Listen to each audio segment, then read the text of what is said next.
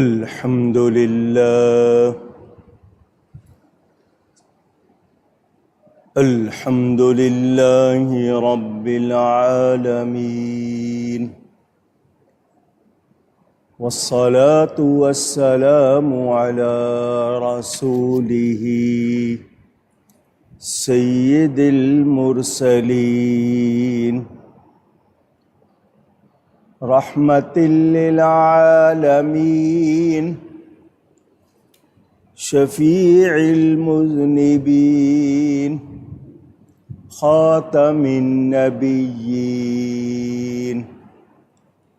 سيدنا ومولانا محمد رسول رب العالمين، وعلى آله وصحبه أجمعين.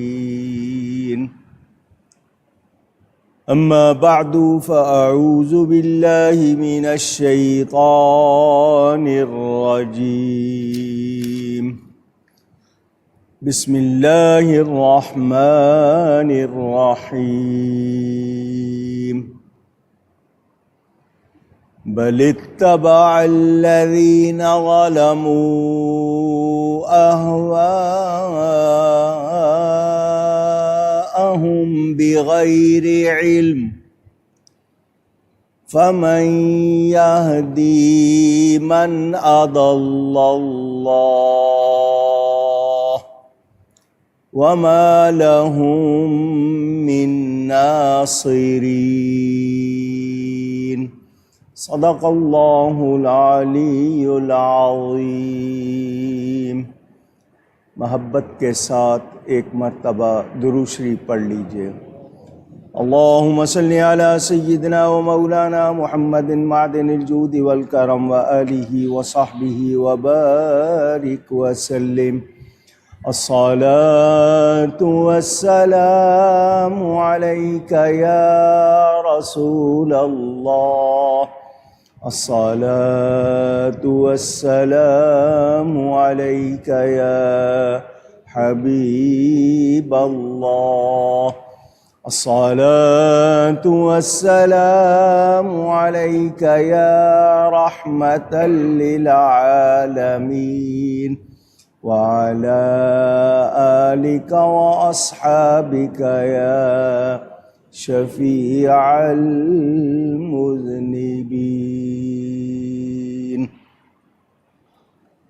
حمد و صلات کے بعد قرآن کریم کی سورۃ الروم کی تفسیر کا بیان آپ سن رہے ہیں. اس سے پچھلی آیت میں یہ بیان ہوا تھا، اللہ تعالیٰ ایک کہاوت بیان فرماتا ہے، خود تمہارے اپنے حال سے کیا تمہارے لیے تمہارے ہاتھ کے مال غلاموں میں سے کچھ شریک ہیں؟ اس میں جو ہم نے تمہیں روزی دی تو تم سب اس میں برابر ہو، تم ان سے ڈرو جیسے آپس میں ایک دوسرے سے ڈرتے ہو. ہم ایسی مفصل نشانیاں بیان فرماتے ہیں عقل والوں کے لیے. اس حوالے سے آپ کو بتایا تھا انسان اپنے ہاتھ میں خود سے کچھ نہیں، اس کے ہاتھ میں اس کا اپنا کچھ نہیں. اس کو بندوں کے ساتھ مشارکت گوارا نہیں ہے. جو مال اللہ نے اس کو دیا ہے، جو کچھ دیا ہے، ایک بندہ اپنے ہاتھ میں جو کچھ رکھتا ہے حالانکہ اپنا نہیں ہے، مگر اس میں کسی اور کی شراکت گوارا نہیں کرتا، تو اللہ تعالیٰ کا کسی کو جز بنانا یا اللہ کا کسی کو شریک ٹھہرانا، یہ کیسے سوچ لیتے ہو؟ اپنے مال کے لیے تو بہت زیادہ پوزیسو بہت زیادہ خوددار بنتے ہو، تمہارے پاس تمہارا اپنا ہے کیا؟ اس کے باوجود تمہارا حال یہ ہے، تم اپنے جیسے لوگوں سے خوف زدہ ہوتے ہو کہ وہ تمہارے سامان میں، مال میں تمہارے ساجھی ہو جائیں۔ یاد رہے، یہ چند روزہ جو چیزیں تمہارے پاس ہیں یہ تمہارا پیدا کردہ بھی نہیں۔ اپنے جیسے انسانوں کی شرکت پسند نہیں کرتے تو پھر اللہ کی ذات میں کسی کو شریک کیوں ٹھہراتے ہو؟ عقل والا ہو تو سوچے، غور کرے۔ اس حوالے سے کچھ ضروری باتیں آپ تک پہنچا چکا۔ اگلی آیت میں اللہ فرماتا ہے، بَلِ اتَّبَعَ الَّذِينَ ظَلَمُوا أَهْوَاءَهُمْ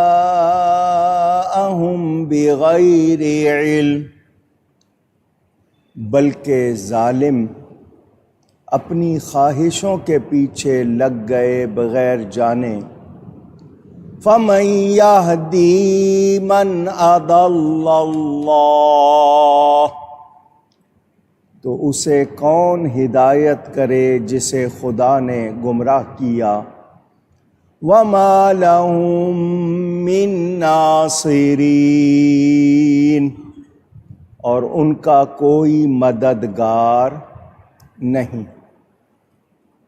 اس حوالے سے یہ بات آپ کو بتا چکا، اللہ تعالیٰ نے بندے کو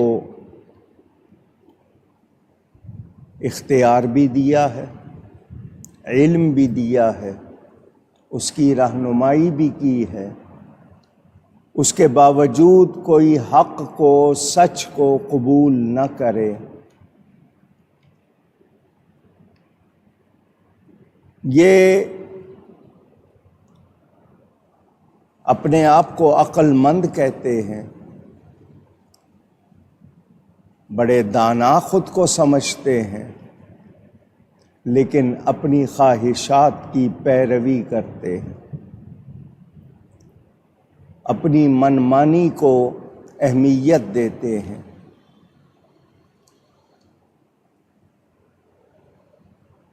اپنے کرتوت میں ایسے جاہل ہیں کہ انہیں ان کی بری عادتوں سے کوئی شے روک سکتی نہیں۔ اس لیے کہ عالم، جاننے والا، جب انسانی خواہش کی پیروی کرتا ہے تو اسے اس کا علم روک لیتا ہے، لیکن یہ ایسے جاہل ہیں کہ ان کی بری عادت نہیں جاتی، یہ اس کے پیچھے ہو جاتے ہیں۔ جسے اللہ تعالیٰ گمراہ کرے پھر اسے کون ہدایت دے سکتا ہے؟ اتنے لفظ سن کر کوئی یہ کہے کہ اللہ نے گمراہ کیا ہے تو بندے کا کیا قصور، تو میں اس کا جواب دے چکا۔ جب اللہ تعالیٰ بندے کے اپنے اختیار پر گمراہی پیدا کرتا ہے تو اس کا کوئی ہادی نہیں۔ کیا مطلب؟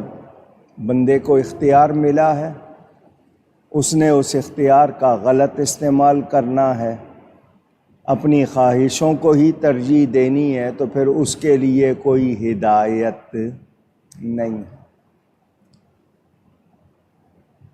مشرکین، شرک کرنے والے، اللہ کا شریک ٹھہرانے والے، کوئی ایسا نہیں جو ان کا مددگار ہو، ان کی مدد کرے، ان کو عذاب سے بچائے، یعنی ان کا کوئی ایک مددگار بھی نہیں ہے۔ میں اس حوالے سے آپ کے ذہن کو صاف کرنے کے لیے پھر کہہ رہا ہوں، ایک ہے اللہ کا علم، وہ اپنے ذاتی علم سے سب کچھ جانتا ہے۔ ایک ہے اس کی رضا، وَلَا يَرْضَىٰ لِعِبَادِهِ الْكُفْرَ، اللہ ہرگز اس بات پہ راضی نہیں کہ اس کا بندہ، کوئی بندہ، اس کے بندے کفر کریں، انکار کریں۔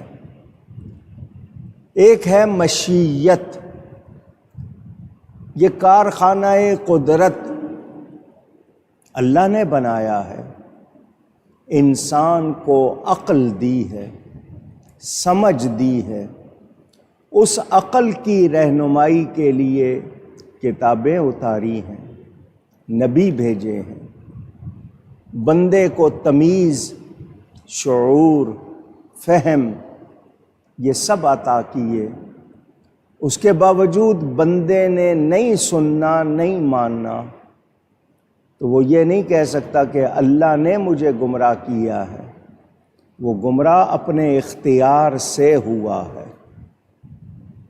کیونکہ اس نے حق کو قبول نہیں کیا۔ سارا انتظام کیا، یا تو یہ کہ کسی کو ہدایت نہیں ملی، اس تک ہدایت نہیں پہنچی، اس کو کسی نے سکھایا نہیں، تب وہ کہے۔ اور میں آپ کو تفصیل سے بتا چکا کہ حضرت آدم علیہ السلام پہلے انسان ہیں، نبی ہیں، ان کی اولاد، آگے اسی سے سلسلہ چلا ہے۔ کون ہے جو یہ کہے کہ وہ اللہ کو نہیں جانتا، دین کو نہیں جانتا؟ اگر نہیں جانتے تو آج سارے اس کے خلاف کیوں لگے ہوئے ہیں؟ پوری دنیا کفر ساری کی ساری اسلام اور مسلمانوں کے خلاف کیوں لگی ہوئی ہے اگر جانتے نہیں ہیں تو؟ سوچنے کی بات ہے۔ ہدایت کا انتظام کیا، آپ کو اختیار دیا، اب بندے کے اختیار نے، بندے نے اپنے اختیار سے غلط راہ چنی ہے، تو اس کا ذمہ دار کون ہے؟ میں پھر آپ کو کہہ دوں کہ ہم تقدیر کا لکھا ہوا پڑھ کر عمل نہیں کرتے، ہم اپنے ارادہ و اختیار سے کرتے ہیں۔ تو آپ کو جتنا ارادہ اور اختیار ملا ہے اس کا آپ کیسے استعمال کرتے ہیں، اس پر جزا اور سزا ہے۔ آسان سی بات ہے عقل والے کے لیے سمجھنے کے لیے۔ کوئی کہے جی اللہ نے لکھا تھا اس لیے ہو گیا، تو نے اللہ کا لکھا ہوا پڑھ کے کیا؟ تو نے تو اپنے ارادے سے کیا ہے، اپنے اختیار سے کیا ہے، تو اس کا ذمہ دار تو ہے۔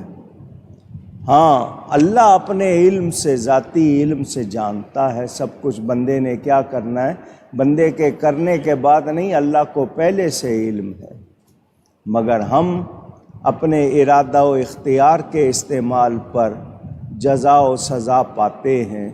تو ہمیں یاد رکھنا چاہیے کہ جس کے معاملے میں گمراہی ہے اس کا کوئی مددگار نہیں۔ یہاں سے پتہ چلا وہ جو اللہ کو مانتے ہیں، اللہ کی مانتے ہیں، ان کے مددگار ہیں، ان کے مددگار ہیں۔ بات واضح ہو چکی۔ اب خواہشات، کون ہے جو خواہشوں سے خالی ہے؟ خواہشات ہوتی ہیں، ان خواہشات کی تہذیب کرنا، ان پر قابو پانا آپ کے اختیار میں ہے۔ آپ کا دل چاہ رہا ہے کسی غلط کام کو، آپ اپنے آپ کو روک سکتے ہیں یا نہیں؟ جواب دیجئے، روک سکتے ہیں۔ آپ کا کام کسی اچھے، آپ کا دل چاہ رہا ہے کسی اچھے کام کو، آپ کرتے اپنے ارادے سے، اپنے اختیار سے، جو کچھ آپ کر سکتے ہیں اپنے ایفرٹس پوری طرح استعمال کرتے ہیں۔ تو یہی بات سمجھائی جا رہی ہے۔ بہت سے لوگ کہہ دیتے ہیں جی ہمارے نصیب میں یہی لکھا ہوا تھا، تو تم نے خود کیا کیا؟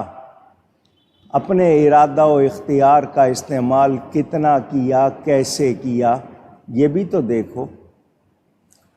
جو کہتے ہیں بندے کو کسی قسم کا اختیار نہیں، قدریہ نامی ایک فرقہ تھا، جبریہ دوسرے تھے، وہ کہتے ہیں بندے کو کسی قسم کا اختیار نہیں، ہر طرح کا کام، ہر فعل اللہ کا ہے۔ ہمارا کہنا یہ ہے اہل سنت و جماعت کہ اللہ تعالی خالق ہے، پیدا کرنے والا ہے، ہدایت دینے والا، ہدایت کا پیدا کرنے والا اللہ تعالی ہے، اور بندہ خود اپنے اختیار سے گمراہی کو چنتا ہے، اختیار کرتا ہے۔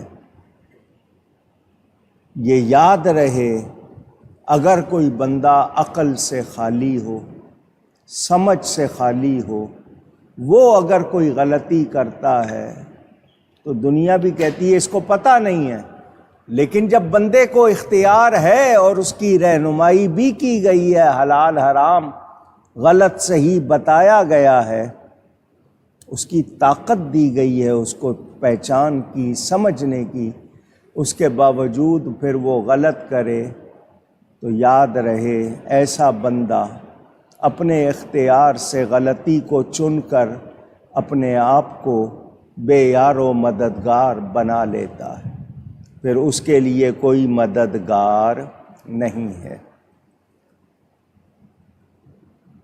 ہم دنیا کے 50 کام کرتے ہیں، بظاہر پتہ ہوتا ہے مشکلات ہوں گی، اس کے باوجود ان کو کرتے ہیں۔ کتنی چیزیں کھانے پینے کی ہم چنتے ہیں، خود لیتے ہیں، تو ہمیں معلوم ہونا چاہیے کہ ہمارے پاس اختیار ہے، عقل ہے، ارادے کی قوت ہے۔ اگر کوئی کہے کہ بالکل نہیں ہے تو ثابت کرے۔ آپ کو کوئی کہے کہ چلو میرے ساتھ، آپ کہیں میرا جی نہیں کرتا، وہ زبردستی لے جا سکتا ہے؟ آپ کے پاس ارادہ ہے انکار کا، اختیار ہے انکار کا۔ اسی طرح اقرار کا بھی ہے کہ اچھا ٹھیک ہے چلو کرتے ہیں، تو اختیار آپ کو ملا ہے، جتنا ملا ہے اسی کا استعمال آپ کو جزا اور سزا کا مستحق بناتا ہے۔ لہٰذا غلط فہمی کی کوئی گنجائش نہیں ہے۔ کوئی یہ کہہ دے کہ نہیں جی بس میرا تو اس میں کچھ نہیں، بس لکھا ہی ایسا تھا، تو تو نے لکھا ہوا پڑھ کر نہیں کیا ہے، اپنے ارادے اور اختیار سے کیا۔ عقل سلیم، سلامتی والی عقل، صحیح عقل اگر آپ کو ملی ہے تو آپ اس سے خود فیصلہ کرتے ہیں، نہیں آگ میں ہاتھ ڈالوں گا جل جاؤں گا، بجلی کی ننگی تار کو چھوؤں گا کرنٹ لگے گا۔ یہ سمجھ آپ کے پاس ہے یا نہیں ہے؟ تو جو لوگ دنیا کے معاملے میں اپنی عقل کو استعمال کرتے ہیں، دین کے بارے میں کیوں نہیں کرتے؟ اپنے ہاتھ سے بت تراش کر اس کو خدا کا شریک کیوں بنا دیتے ہیں؟ اور پھر الزام اللہ پر کیوں لگاتے ہیں؟ ہمیں بتایا گیا ہم خطا و نسیان کے مرکب ہیں، بھول چوک ہو جائے توبہ کا دروازہ کھلا ہے، جان بوجھ کے بھی کیا ہے تب بھی توبہ کر سکتے ہیں، لیکن حق کو نہ مانے تو یہ ہٹ درمی ہے، ڈھٹائی ہے، اسٹبنس ہے، اس میں آپ کسی پر الزام دے سکتے نہیں۔ اللہ تعالیٰ فرماتا فَأَقِمْ وَجْهَكَ لِلدِّينِ حَنِيفًا، تو اپنا منہ سیدھا کرو اللہ کی اطاعت کے لیے، ایک اکیلے اسی کے ہو کر، خواہشات کی پیروی کرنے والے، اپنی عقل کو، سمجھ کو، اختیار کو غلط خواہشات کے پیچھے لگانے والے، سن، تجھے بتایا جا رہا ہے دین حنیف، دین کی طرف سیدھا کر، اپنا قبلہ توجہ کا مرکز درست کر، اقیم، اقامہ، برپا کرنا، سیدھا کرنا اس معنی میں آتا ہے۔ کبھی اس سے ذات مراد ہوتی ہے، وجہ، یہاں وجہ کا لفظ آیا ہے تو وجہ کا لفظ منہ کے لیے آتا ہے، چہرے کے لیے، مواجہ، چہرے کی طرف۔ اللہ تعالی جسم، جسمانیات سے اونچی کہیے، پاک ہے۔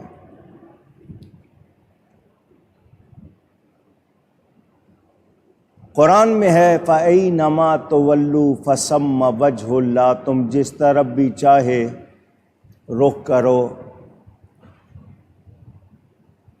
وجہ اللہ، تو لوگ اس کا ترجمہ کرتے ہیں اللہ کا چہرہ۔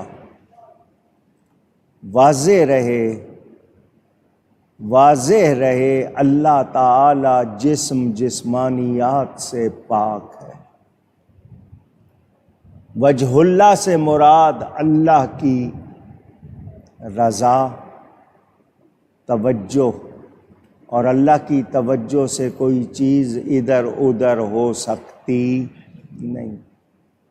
اللہ کی رحمت منہ موڑ لے وہ اور بات ہے، لیکن اللہ سے کوئی چیز چھپ سکتی نہیں۔ معنی کیا ہوگا؟ جیسے وَمَن يُسْلِمْ وَجْهَهُ، جو اس کی ذات کی طرف جھک جائے۔ تو اب معنی فَأَقِمْ وَجْهَكَ لِلدِّينِ حَنِيفًا، کہ اپنا منہ، اپنا چہرہ دین کی طرف کرو، سیدھا کرو، اللہ کا کہنا ماننے کے لیے ایک اکیلے اسی کے ہو کر، اللہ کی ذات میں، اللہ کی صفات میں کسی کو کسی طرح ہم شریک کر سکتے نہیں۔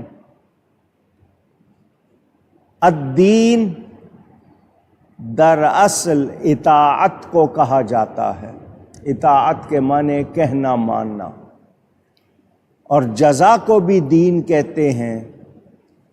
شریعت کے لیے استعارے کے طور پر بولتے ہیں، اور دین و ملت کے درمیان اعتباری فرق ہے۔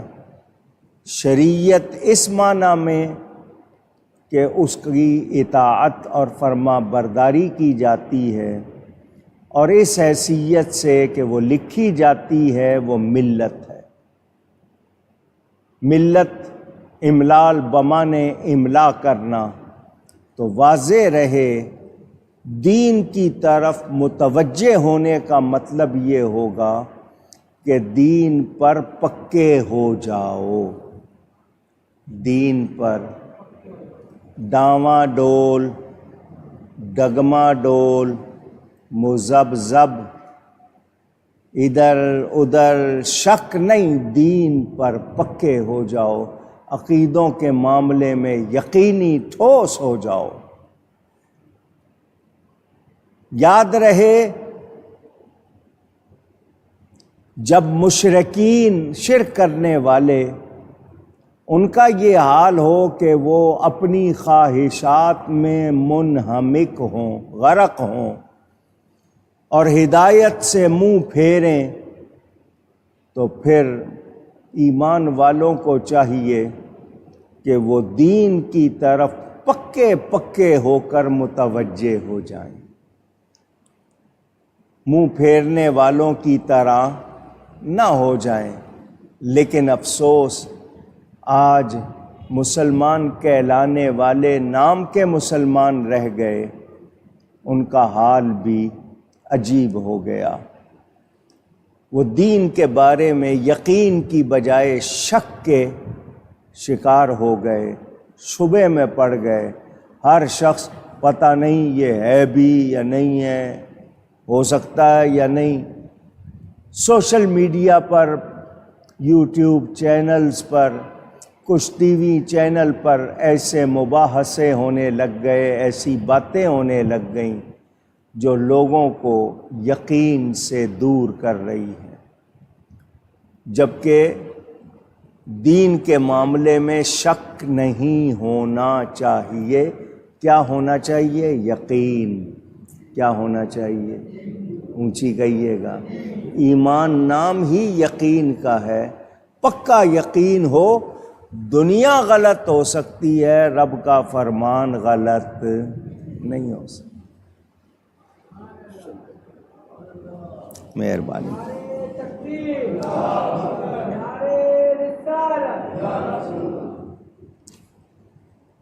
آپ کی نظر کبھی کبھی کسی چیز پر ٹک جاتی ہے،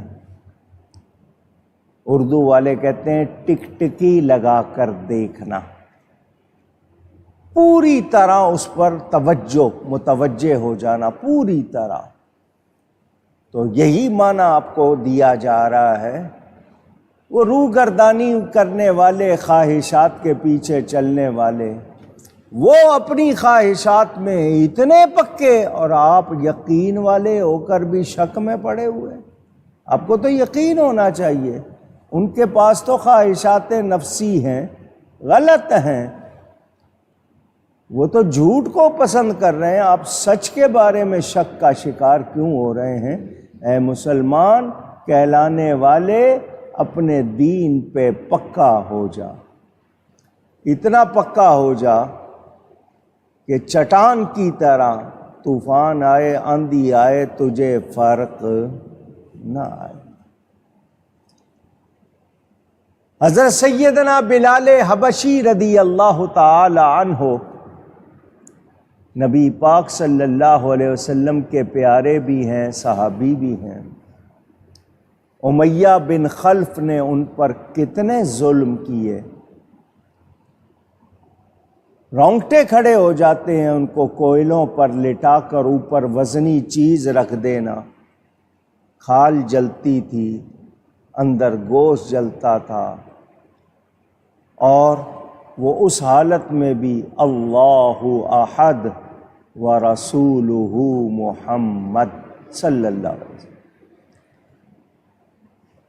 آپ واقعات سنتے ہیں، کیسے یقین والے لوگ تھے۔ آج کا مسلمان کس حال میں ہے؟ مشرکین کو دیکھو، اپنے غلط عقیدوں پر کتنے وہ اڑے ہوئے ہیں، اور ہم صحیح عقیدوں کے معاملے میں ڈھل مل ہو جائیں، شک والے ہو جائیں، تو یہ درست نہیں۔ حکم دیا جا رہا ہے دین پر پکے ہو جاؤ، اپنا منہ سیدھا کر لو، اپنے چہرے کو دین کی طرف سیدھا رکھو، ادھر ادھر تمہیں توجہ کرنے کی ضرورت نہیں۔ لفظ حنیفہ آیا ہے، میں پہلے بھی اشارہ کر چکا ہوں، گمراہی سے حق کی طرف مائل ہونا، گمراہی سے دور رہنا، ثابت قدم رہنا۔ ہمارے امام اعظم ابو حنیفہ رضی اللہ تعالی عنہ، کچھ لوگ کہتے ہیں ابو کے معنی باپ کے ہوتے ہیں، حنیفہ ان کی کوئی بیٹی تھی اس لیے ابو حنیفہ، نہیں، ابو کے معنی صرف باپ کے ہی نہیں ہوتے، ورنہ ابو ہریرہ بلی کے حوالے سے ہے تو کیا ان کو بلی کا باپ کہو گے؟ ابو جہل، تو جہل کے معنی جانتے ہیں آپ، تو ابو جہل جہالت والا، تو ابو حنیفہ کا مطلب سیدھے دین والا، جو گمراہی سے دور اور سچائی پہ ثابت قدم، اور ہم ان کے مقلد ہیں اس لیے حنفی کہلاتے ہیں، سیدھے دین والے۔ میرے دوستوں اور بزرگوں،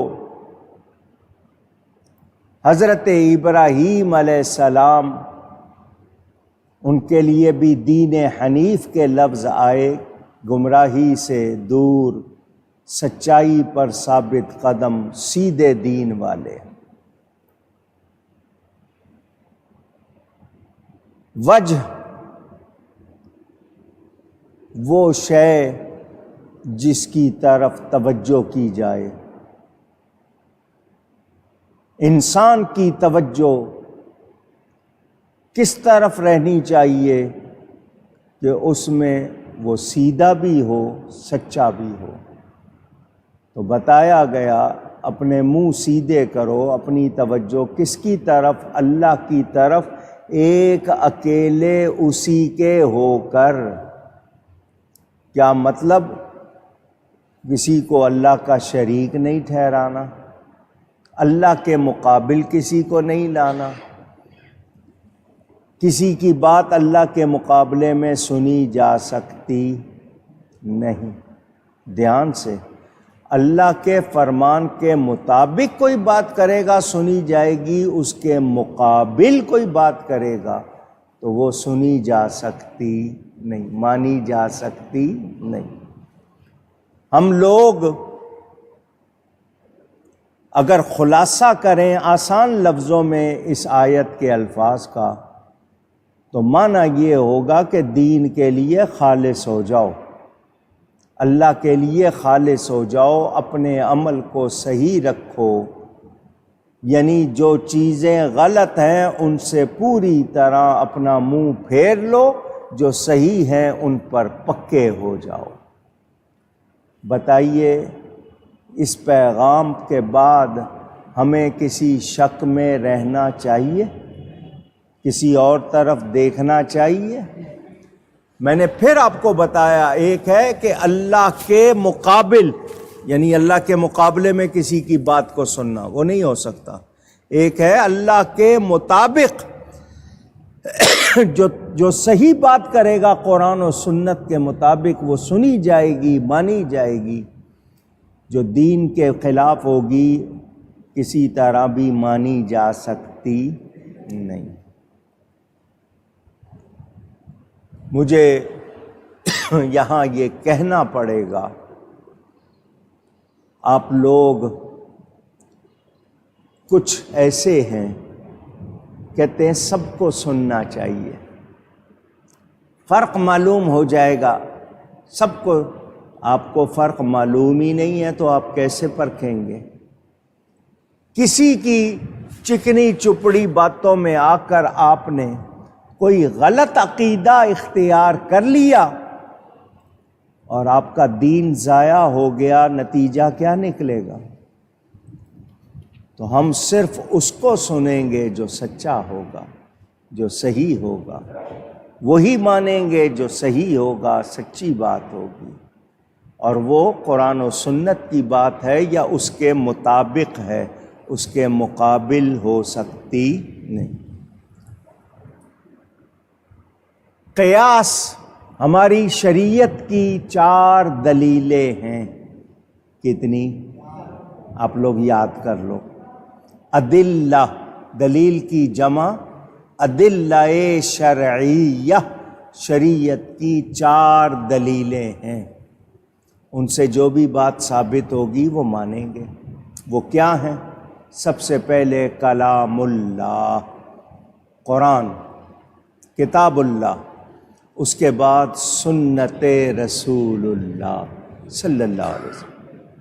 حدیث، سنت 2 ہو گئیں، اجماع جس پر لوگ جمع ہو جائیں قرآن و حدیث کے مطابق، صحابہ کا اجماع، علماء کا اجماع، یہ تیسری دلیل ہے۔ چوتھی قیاس، قیاس کا مطلب اندازہ لگانا، قرآن اور حدیث کے حکم کو سامنے رکھ کر قیاس کرنا، اندازہ لگانا، سوال کا جواب ڈھونڈنا، مسئلے کا حل نکالنا۔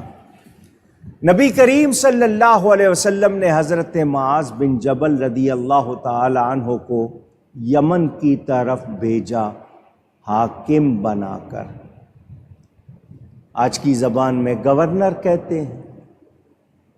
حضور نے فرمایا تمہارے پاس لوگوں کے معاملات آئیں گے، کیسے فیصلہ کرو گے؟ حضرت معاذ نے کہا میں کتاب اللہ سے جواب ڈھونڈوں گا، قرآن سے جواب ڈھونڈوں گا۔ نبی پاک صلی اللہ علیہ وآلہ وسلم نے فرمایا اگر اس میں نہ پاؤ، قرآن میں سب کچھ ہے مگر ہر ایک کو اس کی سمجھ کے مطابق ہی سمجھ آئے گا نا، تم نہ پاؤ تو حضرت معاذ نے کہا حضور پھر میں آپ کی سنت میں اس کا حل ڈھونڈوں گا۔ فرمایا اس میں بھی نہ پاؤ تو حضرت معاذ کا جواب کیا تھا؟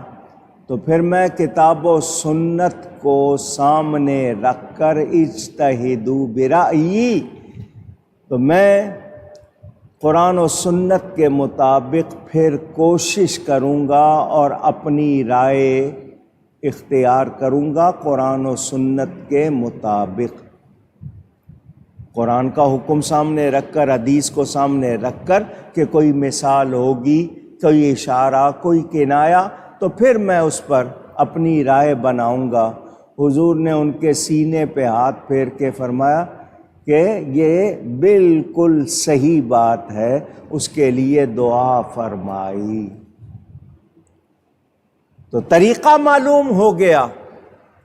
کچھ لوگ کہتے ہیں سب سے پہلے قیاس شیطان نے کیا، اول من قاس، کس نے کیا سب سے پہلے قیاس؟ کہتے ہیں شیطان نے کیا۔ جو ایسا کہتے ہیں وہ ایک بات کی طرف دھیان نہیں دیتے، شیطان نے آدم علیہ السلام کو سجدہ نہیں کیا، اپنا جواب پیش کیا، تو اس نے اللہ کے حکم کے مقابلے میں قیاس کیا، اللہ کے حکم کے مقابلے میں قیاس کیا۔ ہم اللہ کے حکم، رسول کے ارشاد کے مقابلے میں قیاس نہیں کرتے، اس کے مطابق قیاس کرتے۔ مقابل کرنا اور بات ہے، مطابق کرنا اور بات۔ اس نے ظالم نے یہ نہیں دیکھا کہ اللہ ہی حکم دے رہا ہے، اس نے اپنا قیاس پیش کیا تو اس کا قیاس اللہ کے حکم کے مقابلے میں تھا، جبکہ ہمارے اماموں نے جو قیاس کیے ہیں وہ قرآن سنت کے مطابق کیے ہیں۔ میں سمجھنے کے لیے آپ کو ایسے ہی بات بتا دوں۔ اس زمانے میں چاندی سونے کے سکے تھے، آج کرنسی نوٹ ہے، بلکہ پلاسٹک منی آئی ہوئی ہے۔ آپ کے ہاں بٹ کوائن، کرپٹو کرنسی وغیرہ کیا کچھ ہو رہا ہے، بینک ہیں، چیک ہے، یہ اس زمانے میں نہیں تھا۔ چیک مال متقوم ہے یا نہیں، اس کا فیصلہ کیسے کریں گے کہ چیک کو بھی جس طرح نوٹ کو مانا جاتا ہے کرنسی، کیا چیک کو بھی اسی طرح مانا جائے؟ آج تک نوٹ کے بارے میں جو اختلاف ہے علماء کا، آپ لوگوں کو تو اس کا علم نہیں ہے، کتنے لوگ نوٹ کو مال مانتے ہی نہیں ہیں، حالانکہ اس کے پیچھے آپ کو اس کے بدل میں سونا ملتا ہے، آپ اسی سے رقم طے کرتے ہیں۔ یہ پورا ایک باب ہے شریعت میں۔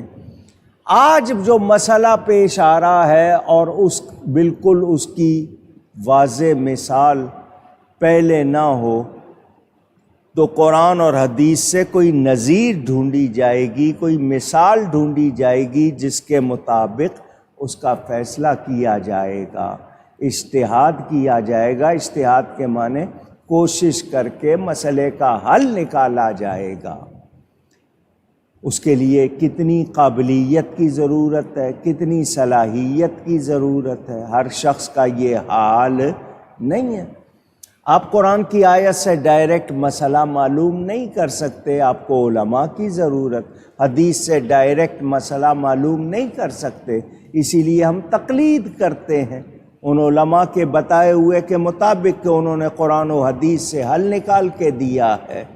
تو جو اس پر اعتراض کرتے ہیں شریعت کی دلیلوں پر، ان کے پاس کوئی حل نہیں رہ جاتا، پھر وہ گمراہی کی طرف جاتے ہیں۔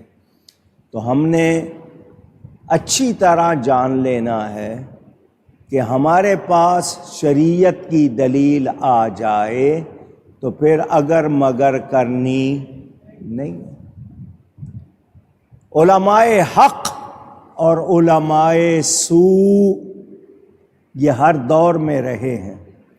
سب سے اچھا طبقہ بھی علماء کا ہے، سب سے برا طبقہ بھی علماء کا ہے۔ علماء عالم کے لیے آپ کہتے ہیں نا، اس کی جمع جاننے والے، دین کو جاننے والے۔ اگر حق کے مطابق رہیں ان سے اچھا کوئی نہیں، حق سے پھر جائیں تو ان سے برا بھی کوئی نہیں۔ اور آپ کو پتہ ہے سرکاری درباری ملا ہوتے ہیں، گورنمنٹ کی غلط بات کی بھی ہاں میں ہاں ملانے والے۔ بادشاہ جو کہہ دے جی حضوریے، جن کو یہ آپ چمچے کہتے ہیں، مختلف الفاظ آپ ان کے لیے بولتے ہیں۔ بادشاہ نے کچھ کہہ دیا، انہوں نے ہاں ہی کرنی ہے، خلاف بولنا ہی نہیں ہے، بھلے سے وہ بات غلط ہو۔ وہ مغل اعظم جس کو کہتے ہو اکبر بادشاہ، اس کے آگے جی حضوریے جو تھے اس کے چمچے، بادشاہ نے کہا آج ہمارے گھر میں بینگن پکے، بڑے ہی مزے کے تھے۔ وہ آگے بیٹھے ہوئے تھے، انہوں نے کہا کیوں نہیں اچھے پکیں گے، بینگن کی شکل دیکھیں، بالکل رنگ دیکھیں۔ انہوں نے اپنے رام کا لیا کہ اس جیسی ہے، تعریف کرنے پہ آئے تو تعریف کر دی۔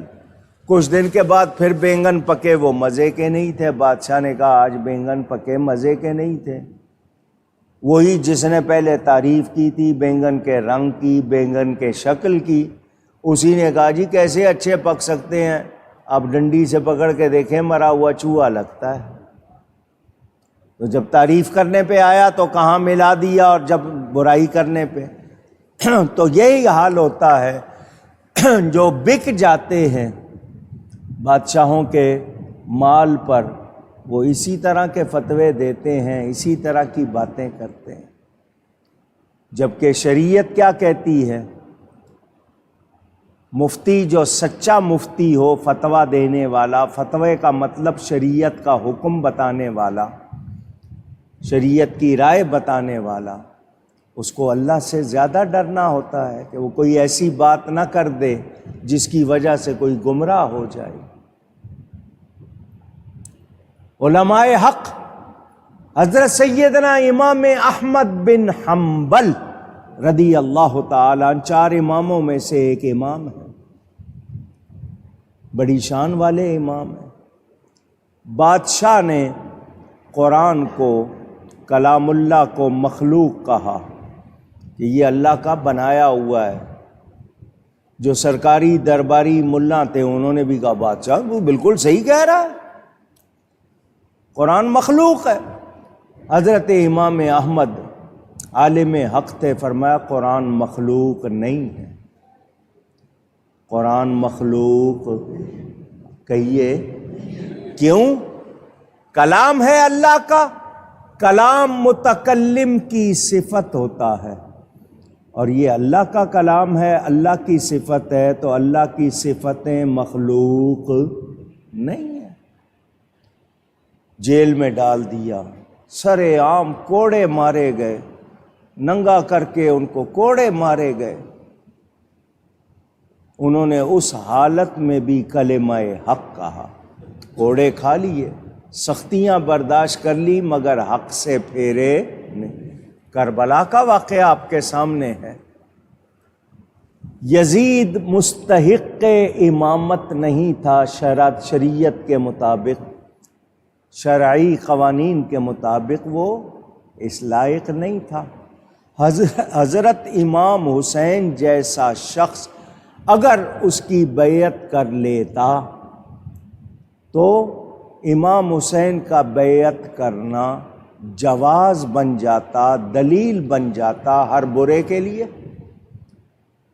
کہ جب نواسہ رسول نے یزید جیسے شخص کی بیعت کر لی تو اس کا مطلب ہر برے کی بیعت کی جا سکتی ہے، یہ جواز بن جاتا۔ امام نے بتا دیا مجھ جیسا تجھ جیسے کی بیعت نہیں کر سکتا، کیونکہ میں دین کا پابند ہوں۔ انہوں نے دین کی پابندی کے لیے کنبہ قربان کر دیا، باطل کے ہاتھ میں ہاتھ نہیں دیا۔ یہ ہمیں جاننا ہے، علماء حق کا کردار بھی ہمارے سامنے، اور علماء سو بھی ہے۔ سو سین واو حمزہ، سو برے کو کہتے ہیں، وہ بھی ہے۔ آپ کو شروع سے لے کر اب تک تاریخ میں ملیں گے، اچھے برے ہر دور میں ہوتے ہیں۔ آج بھی درباری ملا ہیں آپ کے سامنے، جو کچھ بادشاہ کہتا ہے اس کی ہاں میں ہاں ملانے آ جاتے ہیں، اور وہ بھی ہیں جو حق بات کرتے ہیں۔ تو یاد رہے شریعت کی دلیلیں، ہم خود مسئلہ معلوم نہیں کر سکتے تو ہم علماء سے پوچھتے ہیں، تو علماء حق پر ہے تو وہ حق کا پیغام پہنچائیں گے، وہ حق پر نہیں ہوں گے تو غلط پیغام پہنچائیں گے۔ اسی لیے جو کہتے ہیں نہیں سب کو سننا چاہیے، تمہیں پتہ ہی نہیں ہے، تم کسی بات سے گمراہ ہو گئے تو پھر کیا کرو گے؟ اس لیے نہ غلط لوگوں کو سننا ہے، نہ پڑھنا ہے، نہ ان کے ساتھ مکس ہونا ہے۔ جو لوگ کہتے ہیں نہیں جی سب اللہ کو مانتے ہیں، تو اللہ کو قادیانی بھی مانتے ہیں یا نہیں مانتے؟ پوچھ رہا ہوں، پھر ان کو کافر کیوں کہتے ہو؟ کیونکہ وہ ختم نبوت کے منکر ہیں۔ وہ جو اللہ کے لیے غلط بات کرے، رسول کے لیے غلط بات کرے، تو کیا اس کو بھی مسلمان مانیں گے؟ نہیں مانیں گے۔ جو مسلمان کی تعریف پر پورا اترے گا وہی مسلمان ہوگا۔ جو اللہ کے نزدیک ایمان والا ہے وہی ایمان والا شمار ہوگا۔ کل حزب بما لدیہم فرحون، قرآن کہتا ہے ہر گروہ، ہر ٹولہ، ہر گروپ اپنے آپ میں خوش ہے کہ میں ہی صحیح ہوں، لیکن صحیح کی پہچان واضح ہو چکی۔ اب اس کے خلاف کوئی ہوگا تو وہ کسی طرح بھی درست کہلا سکتا نہیں۔ یہ میں آپ کو اصول کی باتیں بتا رہا ہوں۔ تو قرآن نے واضح کہہ دیا اپنا منہ سیدھا کرو۔ کیا مطلب؟ سچے دین پر یقین کے ساتھ پکے ہو جاؤ، اللہ کے لیے خالص ہو کر۔ اگر واقعی اللہ کے بندے ہو تو اللہ کے لیے خالص ہو جاؤ، کسی اور کی بات اللہ کے مقابل سننی نہیں، ماننی نہیں۔ کتنا ہی اچھا، کتنا ہی کوئی کیسا ہو، اللہ کے مقابل، رسول کے مقابل بات کرے گا نہیں سنی جائے گی، اس کے مطابق بات کرے گا تو سنی جائے گی۔ فطرت اللہ التی فطر الناس علیہا، اللہ کی ڈالی ہوئی بنیاد جس پر لوگوں کو پیدا کیا، لا تبدیل لخلق اللہ، اللہ کی بنائی چیز نہ بدلنا، ذالک الدین القیم، یہ ہے سیدھا دین، وَلَٰكِنَّ أَكْثَرَ النَّاسِ لَا يَعْلَمُونَ، مگر بہت لوگ نہیں جانتے۔ بہت لوگ، ہر بچہ دھیان سے سن لیں، اس توحید اور دین پر پیدا ہوتا ہے جس کا اس نے میثاق کے دن عہد کیا تھا۔ ابھی جسم نہیں بنے تھے، صرف روحیں تھیں۔ اللہ نے روحوں کو جمع کر کے فرمایا تھا الست بربکم، کیا میں تمہارا رب نہیں ہوں؟ قالوا بلا، سب نے کہا بے شک تو ہمارا رب ہے۔ اس کو میثاق کہتے ہیں۔ ہر بچہ فطرت پر پیدا ہوتا ہے، کیا مطلب؟ جہاں کہیں پیدا ہوتا ہے مسلمان پیدا ہوتا ہے، جہاں کہیں پیدا ہوتا ہے کہیے گا مسلمان۔ یہ اس کے ماں باپ ہیں، فَأَبَوَاهُ، اس کے ماں باپ ہیں جو اس کو یہودی بنا دیں، نصرانی بنا دیں، مجوسی بنا دیں۔ پھر جب اس کو سمجھ آ جاتی ہے، اب اس کا کام ہے تمیز کرے، اس کو سمجھ آ گئی، اس وقت تو بچہ تھا، آپ کے کانوں میں اذان پڑ گئی، آپ مسلمان ہو گئے، وہ نہیں ہوئے۔ اس کا بھی جواب میں دے چکا ہوں۔ لوگ کہتے ہیں وہ کافروں کے گھر میں پیدا ہوئے، ان کا کیا قصور؟ میں نے اس کا جواب بھی آپ کو دے دیا۔ عقل و شعور کے بعد صحیح پیغام پہنچنے کے بعد بھی وہ نہیں مانتا، تو پھر اس کا قصور ہے یا نہیں؟ ہاں، دنیا میں ایک آدمی ایسا دکھاؤ جس کو سچائی کا پیغام نہ پہنچا ہو۔ حضرت آدم سے دین شروع ہوا ہے، کافر تو بعد میں ہوئے ہیں، کافر تو سب کو معلوم ہے۔ اور آج جس طرح دنیا کفر لگی ہوئی ہے اسلام کے خلاف، کون نہیں جانتا؟ آپ نے سنا ہوا ہے کہ فرعون کو نجومیوں نے، فرعون جو خدائی کا دعویٰ کرتا تھا، فرعون لقب تھا مصر کے بادشاہ کا، اس کا نام تو کچھ اور ہوتا تھا، مگر فرعون پکارتے تھے اس کو رعونت سے۔ تو فرعون باوجود کہ خدائی کے دعوے کر رہا تھا، نجومی رکھے ہوئے تھے، مجھے بتاؤ کیا ہونے والا ہے، کیا ہوگا، خود خدا ہو کر دوسروں سے پوچھتا تھا۔ نجومیوں نے خبر دی بنی اسرائیل میں ایک بچہ ہوگا جو تیری ہلاکت کا سبب بنے گا، جس کی وجہ سے تو ہلاک ہوگا۔ کس نے خبر دی؟ اگر نجومیوں پہ یقین تھا تو پھر ایسا ہونا تھا، ایک طرف تو ان سے پوچھ رہا ہے، اس نے کہا میں بنی اسرائیل میں کوئی بچہ زندہ ہی نہیں رہنے دوں گا، اور جب نجومی کہہ رہے ہیں کہ ہوگا اور وہ تیری ہلاکت کا سبب بنے گا، تو یہ تو ہونا تھا۔ کتنے ہزار بچے قتل کروائے اس نے، صرف کہ وہ بچہ جس نے میری ہلاکت کا سبب بننا ہے وہ نہ رہے۔ وہ نجومی کہہ رہے ہیں ہوگا، بچہ ہوگا، تیری ہلاکت کا سبب بنے گا، تو تجھے پھر کیا یقین ہے؟ عقل والا ہے تو یا پاگل ہے؟ جب وہ کہہ رہے ہیں ہوگا تو تجھے ان پر یقین کرنا چاہیے تھا۔ بچے کٹوا دیے، ہزاروں کے ہزاروں بچے قتل کروا دیے، مگر جس بچے نے اس کی ہلاکت کا سبب بننا تھا، اللہ نے اسی کے گھر میں پلوا دیا اسے۔ موسیٰ علیہ السلام کی پرورش، فانوس بن کے جس کی حفاظت ہوا کرے، وہ شمع کب بجھے جسے روشن خدا کرے۔ فانوس ہوتا ہے نا، اب ہوا، فانوس آپ چراغ جلاتے ہو فانوس کے، اس کو ہوا نہ لگے، یہ چراغ بجھ نہ جائے، لیکن ہوا جس کے لیے خود فانوس بن جائے وہ کیسے بجھے گا؟ تو اللہ جس کو رکھنا چاہے، وہ کہتے ہیں نا جسے اللہ رکھے اسے کون چکھے۔ ٹکرانے والے تو یاد رکھو، ہر بچہ دین حنیف پر، توحید پر پیدا ہوتا ہے۔ اب اس کے ماں باپ اس کو بگاڑ دیتے ہیں۔ آپ کو سمجھ آ گئی، اتنی عمر کو پہنچ گئے کہ آپ شعور آ گیا، وزڈم،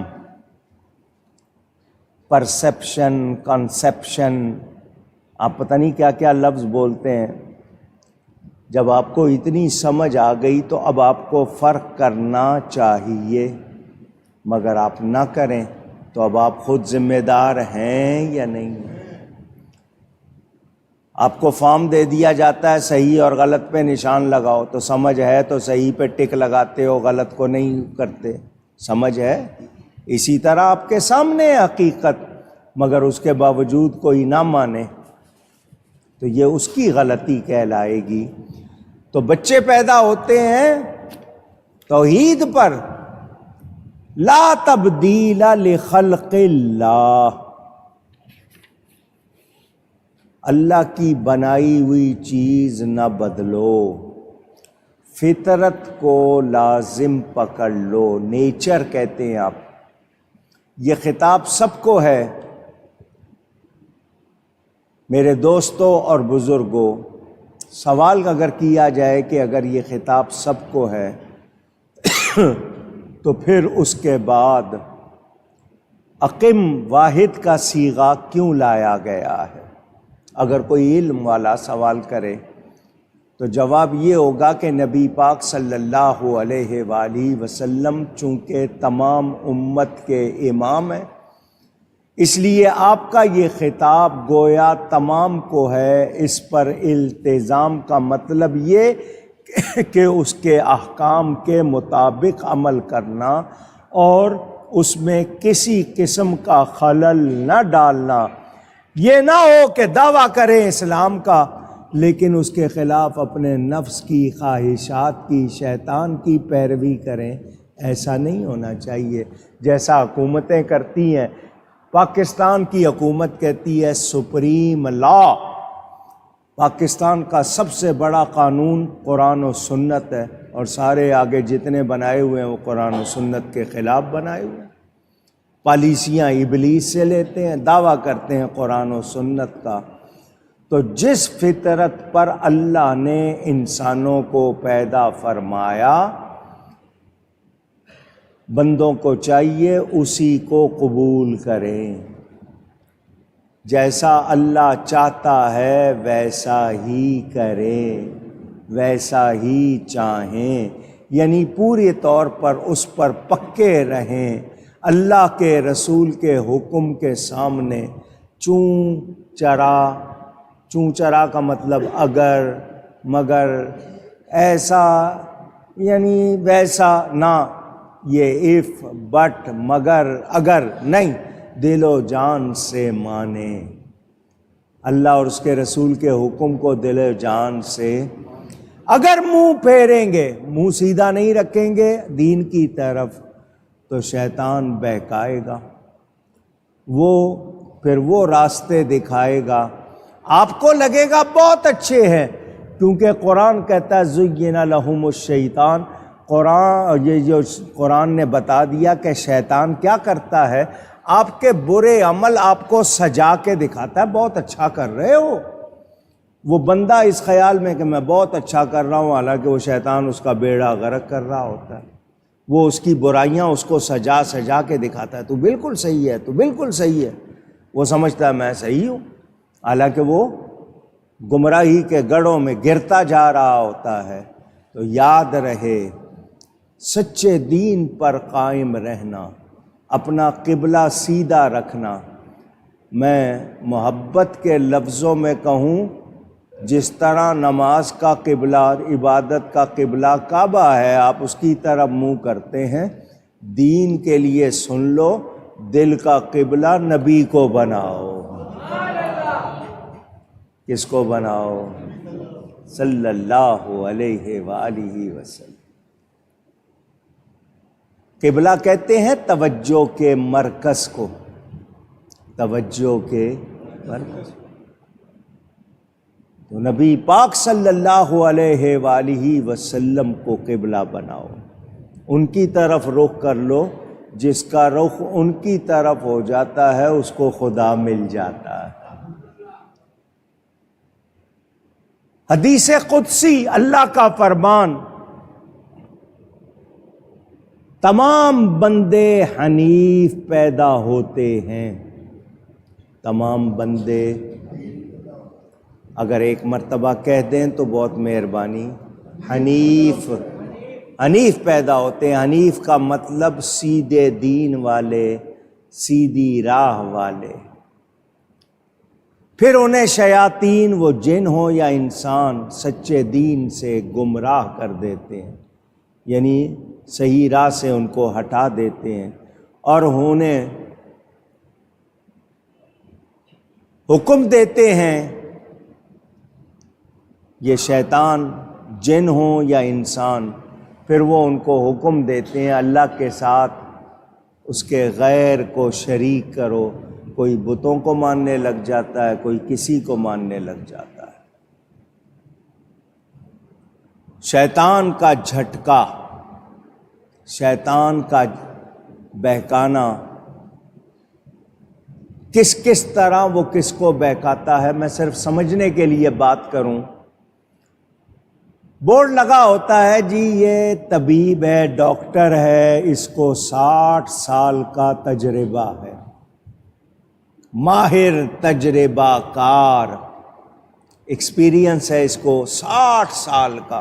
آپ کہتے ہو بہت سیانا ہے، اس کو بہت کچھ آتا ہوگا، ابھی تو دوسرے نئے نئے ڈاکٹر بنے ہیں، تجربے کریں گے، سیکھیں گے، اس کو 60 سال کا تجربہ، یہ بڑا ماہر ہے، یہی کہتے ہیں نا اونچی بھئی اس کی بات جو ہوگی نا، جو تجربے ہو چکے، اس کو اتنے تجربے ہو چکے ہیں، یہ بڑا ماہر۔ شیطان کب سے ہے؟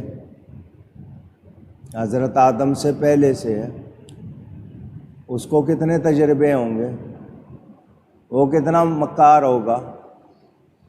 تو شیطان اچھوں کو بہکا دیتا ہے اگر اللہ کا فضل نہ ہو۔ اسی لیے ہر دعا میں کہا کرو یا اللہ ہم پر فضل فرما اور شیطان کی چالوں سے بچا، مکر سے بچا اس کے۔ میرے دوستوں اور بزرگوں، اللہ کی بنائی ہوئی چیز کو نہ بدلو۔ اب اس میں کتنی باتیں آ جاتی ہیں۔ اللہ نے فطرت پر بنایا ہے، فطرت سے جب بھی لڑو گے نقصان ہوگا۔ میں نے آپ کو کئی مرتبہ سنایا کہ اللہ نے جب زمین بنائی تو زمین ہلنے لگی، زمین ہلنے لگی۔ اللہ تعالی نے اس پر پہاڑ قائم کر دیے۔ کیا؟ یہ پہاڑ جتنے آپ کو اوپر نظر آتے ہیں اتنے ہی زمین میں ہوتے ہیں۔ زمین کا ہلنا بند ہو گیا، زمین کا ہلنا بند ہو گیا۔ اب مجھے بتائیں آپ ان پہاڑوں کو کاٹ رہے ہو یا نہیں؟ پوچھ رہا ہوں۔ تو اللہ کی بنائی ہوئی چیز بدل رہے ہو یا نہیں؟ آپ ان میں بم اور میزائل گرا رہے ہو یا نہیں؟ پوچھ رہا ہوں۔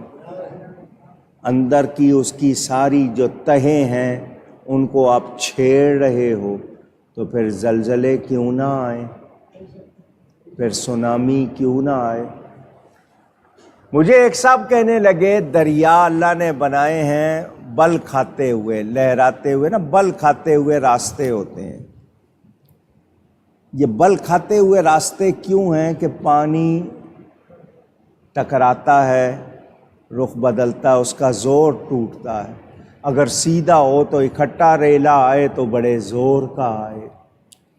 اللہ نے بل کھاتے راستے بنائے، تم ان کو کاٹ کے سیدھا کر دیتے ہو تو پھر اکٹھا ریلا آتا ہے اور سب کچھ بہا کے لے جاتا ہے۔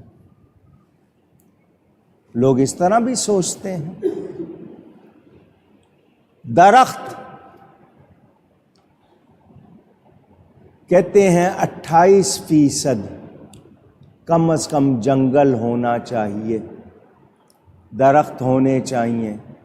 ان کی وجہ سے آپ کے موسم جو ہیں ان کی شدت آپ کو تنگ نہیں کرتی۔ درخت کم ہو، مثلاً آپ نے آج کل نیم کا درخت ہمارے یہاں مشہور ہے، لگا لیتے ہیں، وہ کتنی گرمی چوس لیتا ہے، آپ تک نہیں پہنچنے دیتا۔ اللہ نے اس میں تاثیر رکھی ہے۔ ان درختوں سے آکسیجن بھی ملتی ہے، کاربن ڈائی آکسائڈ گیس بھی ملتے ہیں۔ پتوں میں کتنی تاثیر ہے، ان کی شاخوں میں کتنی ہے، تنے میں کتنی ہے، جڑوں میں کتنی ہے، ان کے پھلوں میں کتنی ہے، دنیا لگی ہوئی ہے، تحقیق ہو رہی ہے، جگہ جگہ سے آپ کو معلومات ہو رہی ہے۔ نیچر، فطرت، اور آپ لوگ سارے دنیا والے اس کے خلاف لگے ہوئے ہیں۔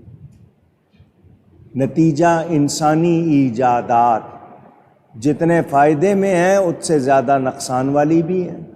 کیا کچھ بنا رہے ہیں اور اس سے کیا کچھ ہو رہا ہے۔ تو فطرت سے لڑو گے۔ آپ کو شاید یہ مثالیں نہیں سمجھ آئی ہیں، میں آسان کر دیتا ہوں۔ سر سے لے کر پاؤں تک آپ کا جسم ہے، نقلی بال لگاؤ گے تو کیا اصلی کی طرح ہوں گے؟ نقلی دانت لگاؤ گے اصلی کی طرح ہوں گے؟ نقلی ہڈیاں لگاؤ گے اصلی کی طرح ہوں گی؟ سمجھانے کے لیے کہا۔ فطرت کا کوئی بدل نہیں۔ اب ایک اور بات کرنی ہے۔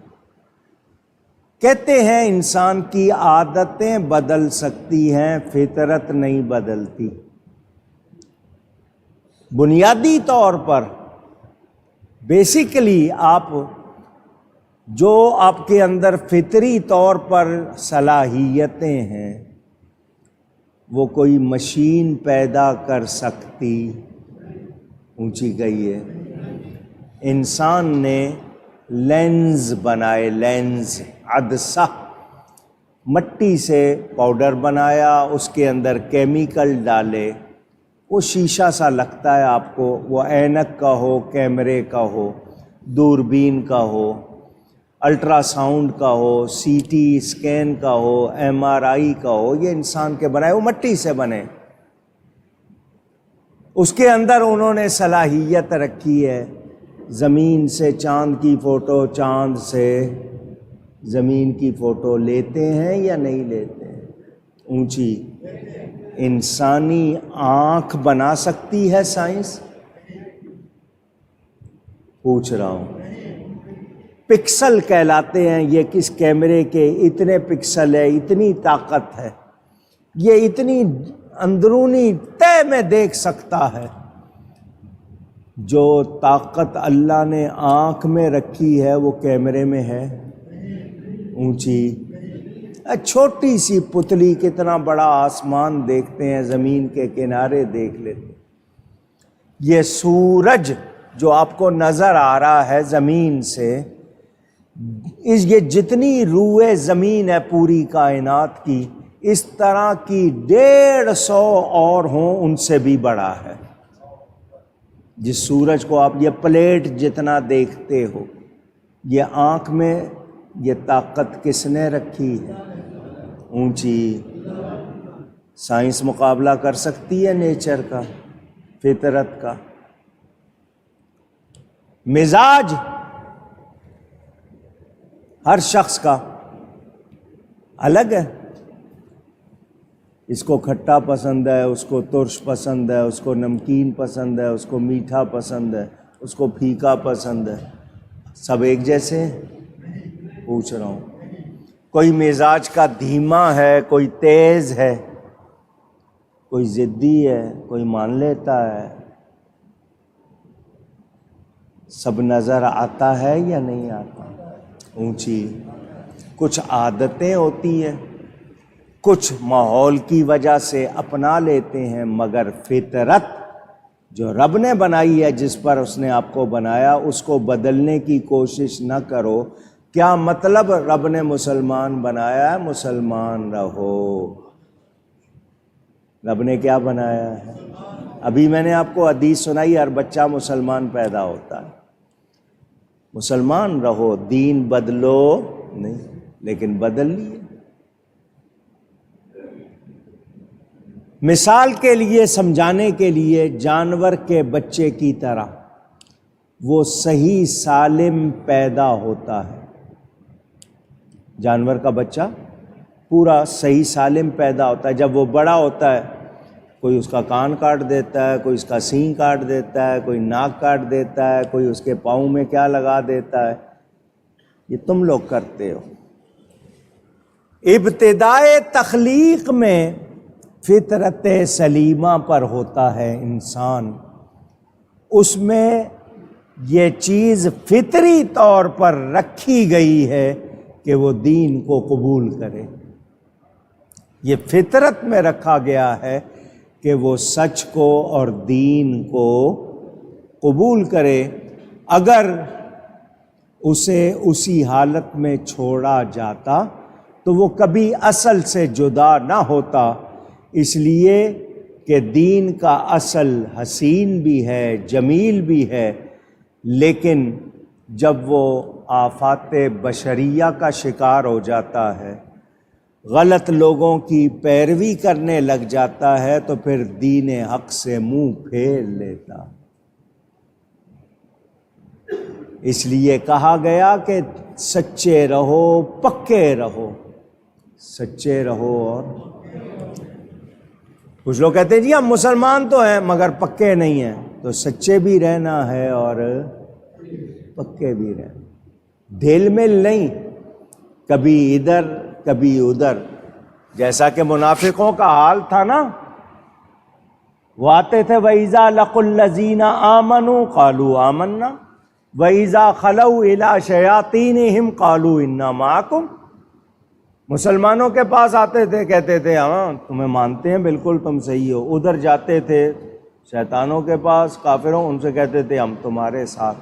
یہ نہیں ادھر کی ہوا چلے تو ادھر ہو گئے، ادھر کی ہوا چلے تو ادھر. نہ، پکے رہو، سچے رہو اور پکے رہو. آفتیں، آزمائشیں، امتحان تمہارے ایمان کو نہ بدل سکے.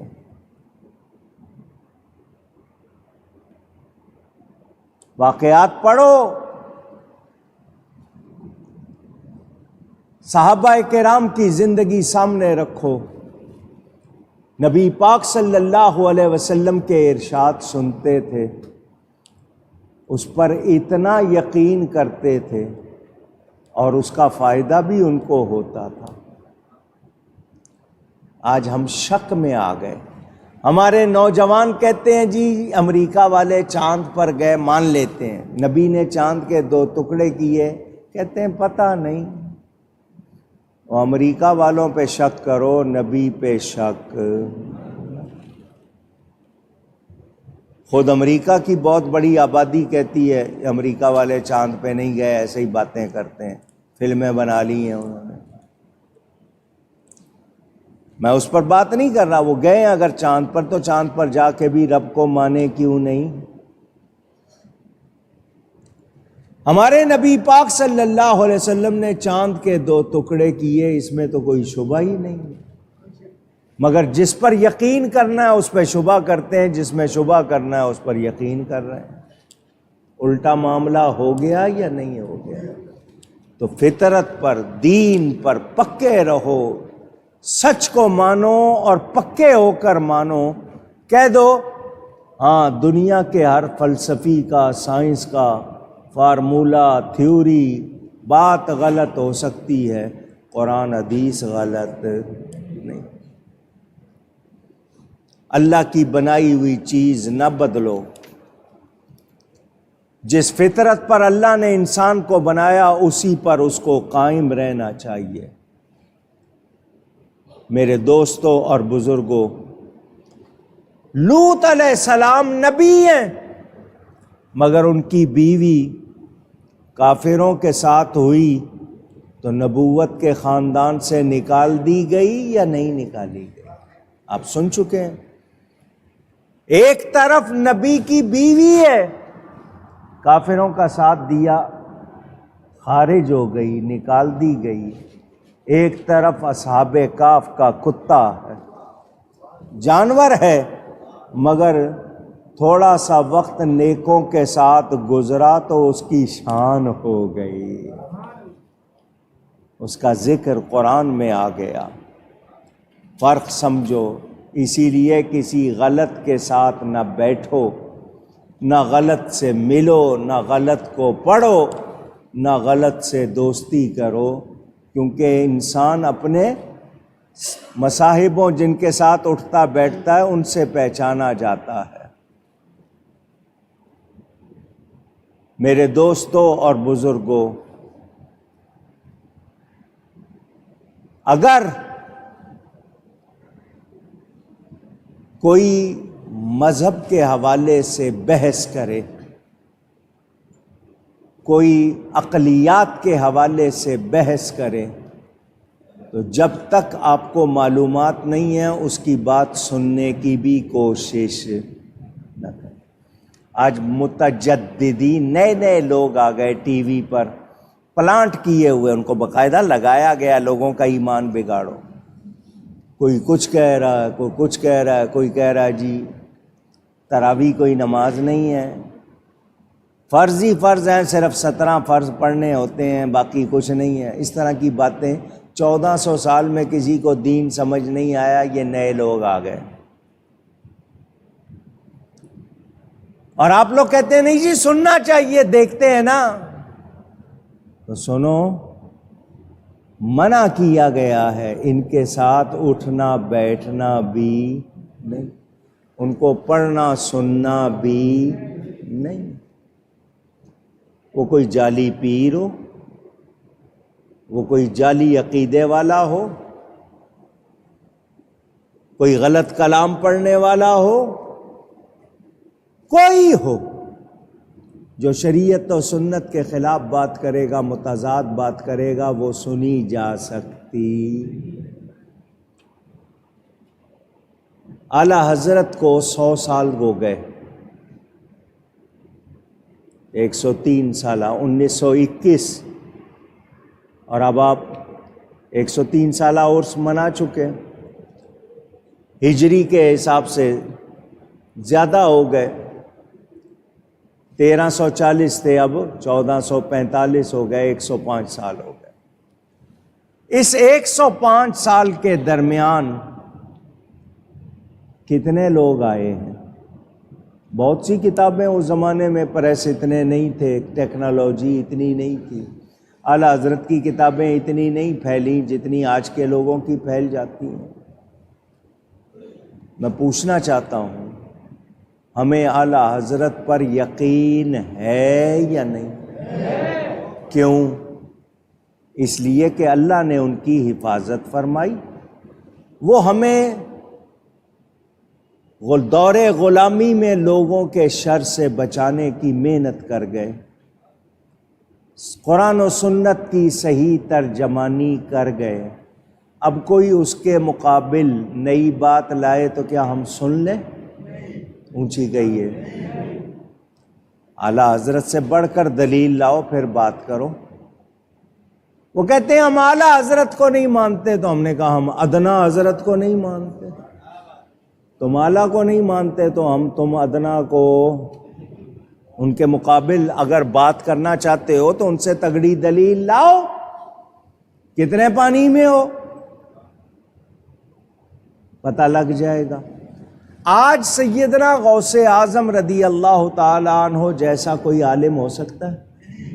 پوچھ رہا ہوں، ان جیسا ولی ہو سکتا ہے؟ تو جو وہ ترجمانی کر گئے وہ مانے یا آج کے نئے لوگوں کی مانے؟ ہم نماز میں ہر رکعت میں کہتے ہیں اہدنا الصراط المستقیم، یا اللہ سیدھا راستہ چلا۔ کون سا راستہ؟ کون سا راستہ؟ ان لوگوں کا راستہ جن پر تو نے انعام کیا ہے۔ انعام کن پر ہوا ہے؟ انبیاء پر، صدیقین، شہداء، صالحین پر۔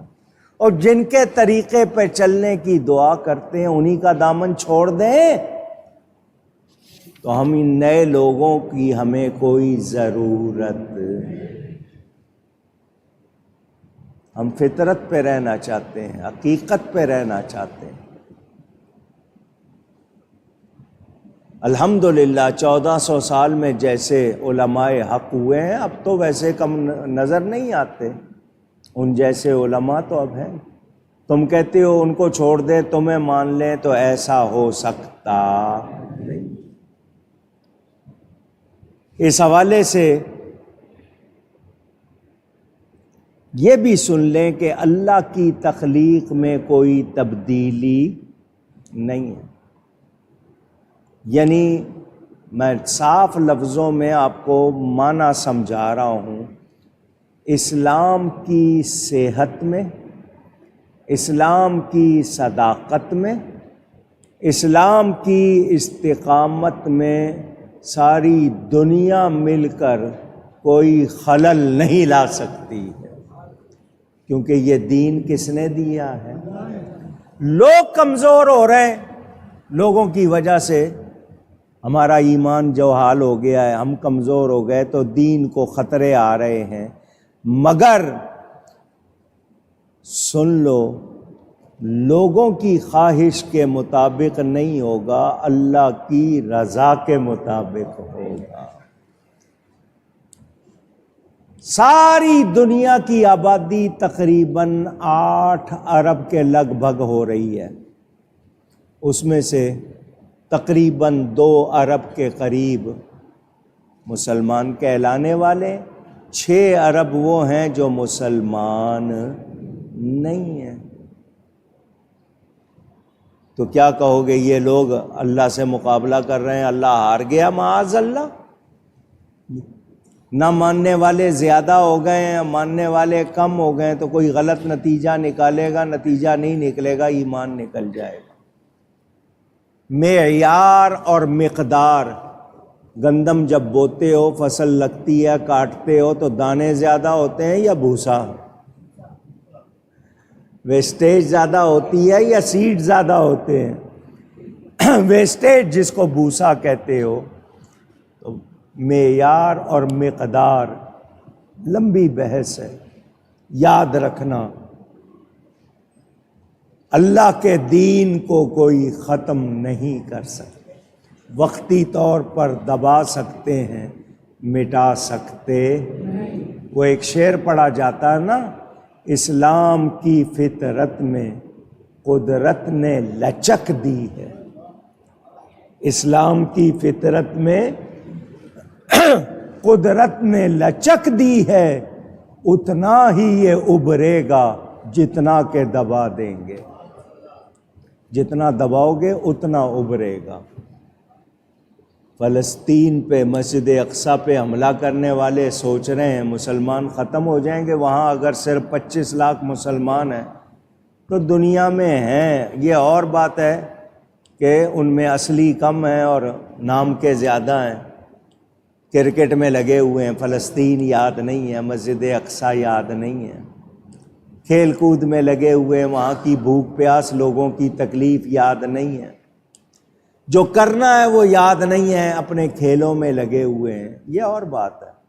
لیکن یاد رہے اسلام کو کوئی مٹا سکتا نہیں، جنہوں نے مٹانے کی کوشش کی وہ خود مٹ گئے۔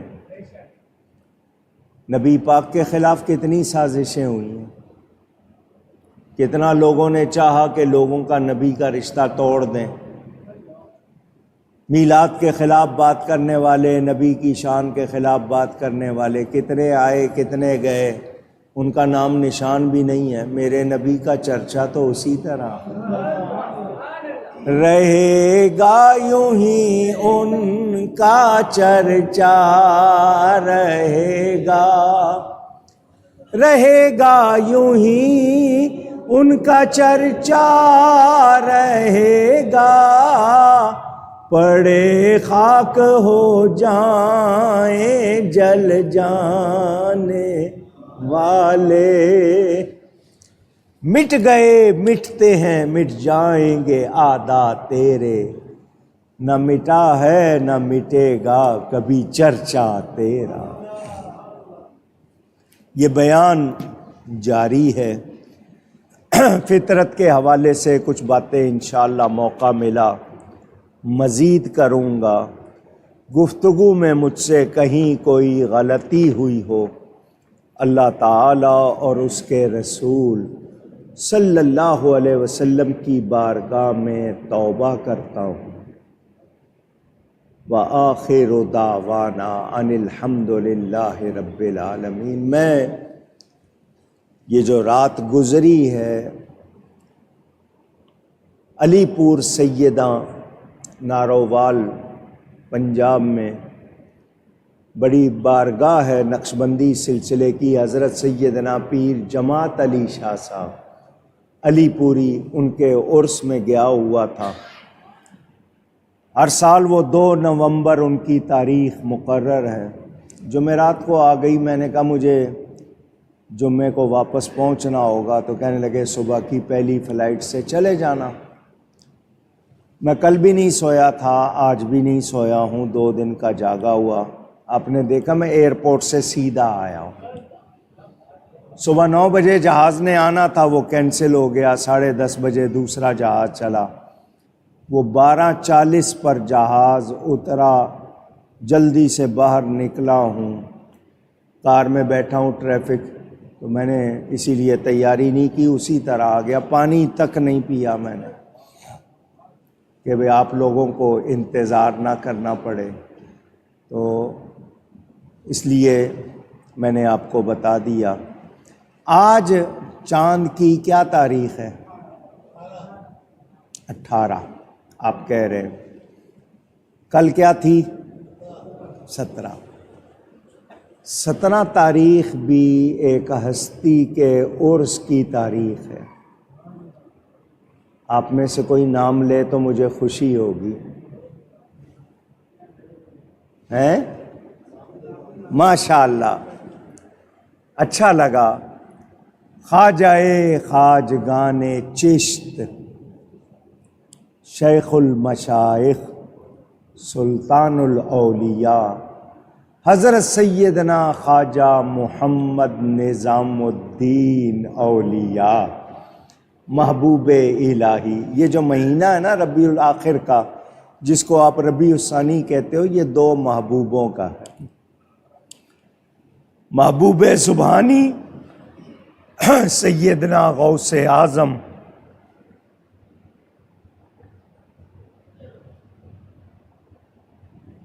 ان کی 11 تاریخ، اور حضرت محبوب الہی کی 17 تاریخ۔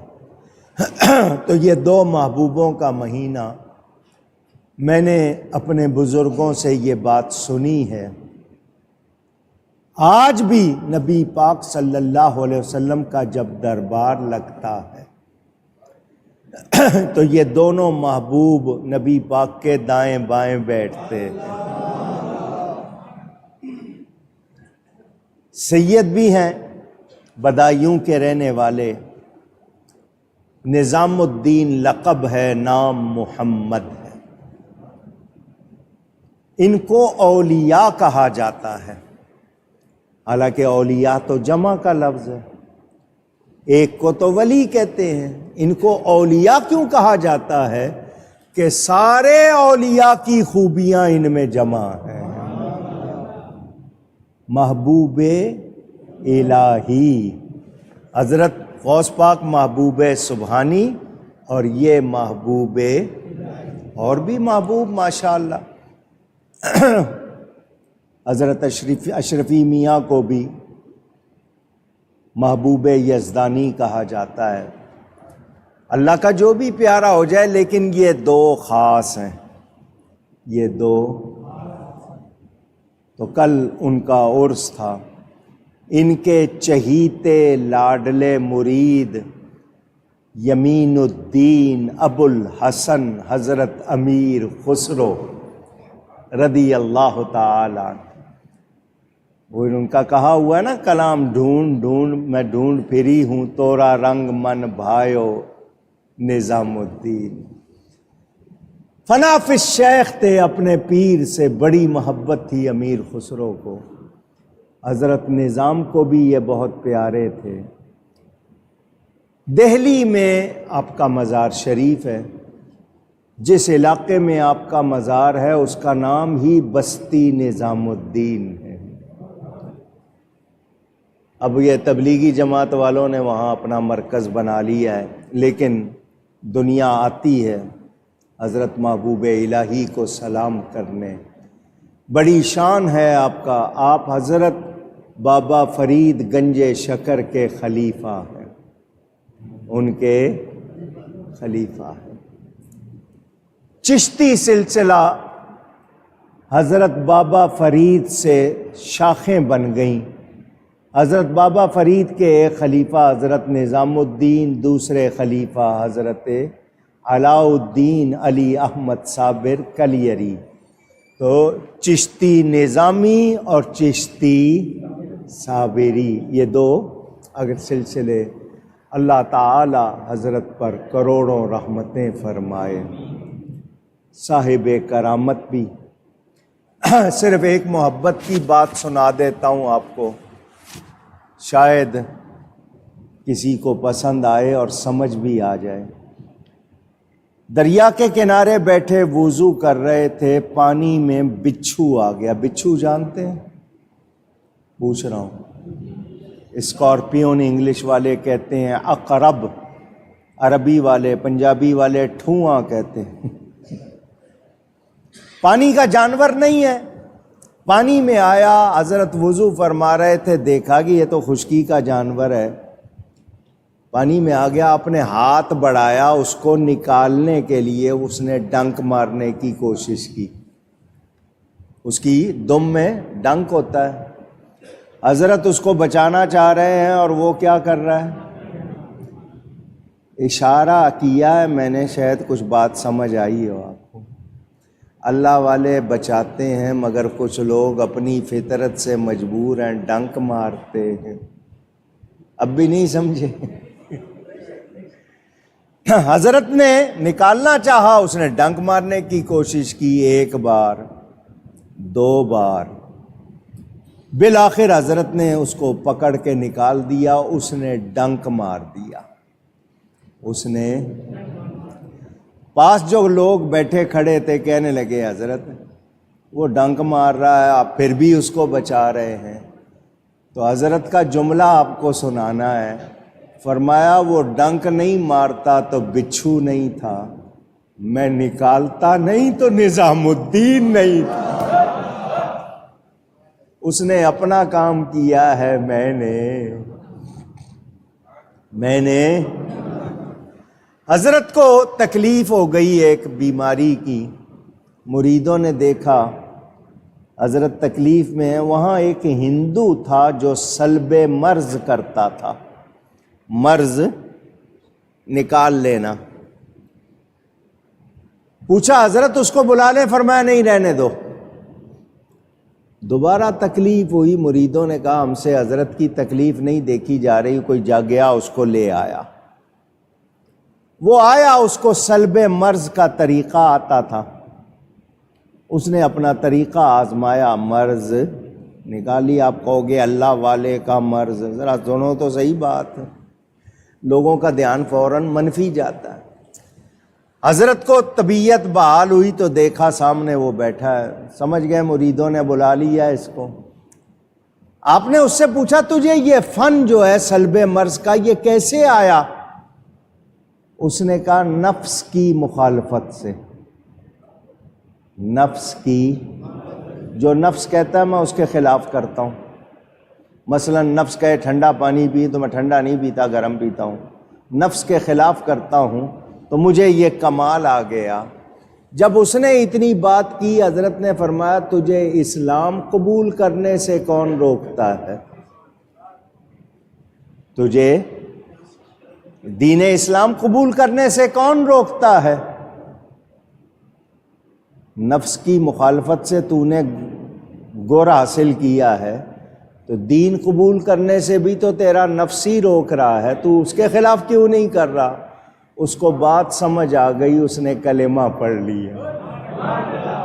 حضرت نے کیا فرمایا؟ فرمایا تو نے میرا مرض نکالا، میں نے تیرا کفر نکال دیا۔ اللہ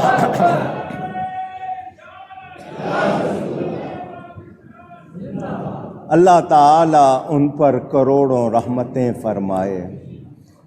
دہلی میں ہی آپ کی والدہ بھی آرام فرما ہیں، حضرت نظام الدین کی 22 اولیاء کی چوکھٹ مشہور ہے دہلی۔ والد صاحب قبلہ جب نور مسجد میں جمعہ پڑھاتے تھے، ایک پیر صاحب آتے تھے، وہ دہلی کا بہت ذکر کرتے تھے، نعرے لگاتے تھے ایک ایک کا نام لے کر، بڑے پیارے بزرگ تھے۔ تو آپ وہاں آرام فرما ہیں، اللہ ان کے صدقے ہندوستان کے مسلمانوں کو غلبہ عطا فرمائے اور ہم سب کی بخشش فرمائے۔ محبت سے ان کا ذکر کیا ہے، اللہ تعالی کرم فرمائے۔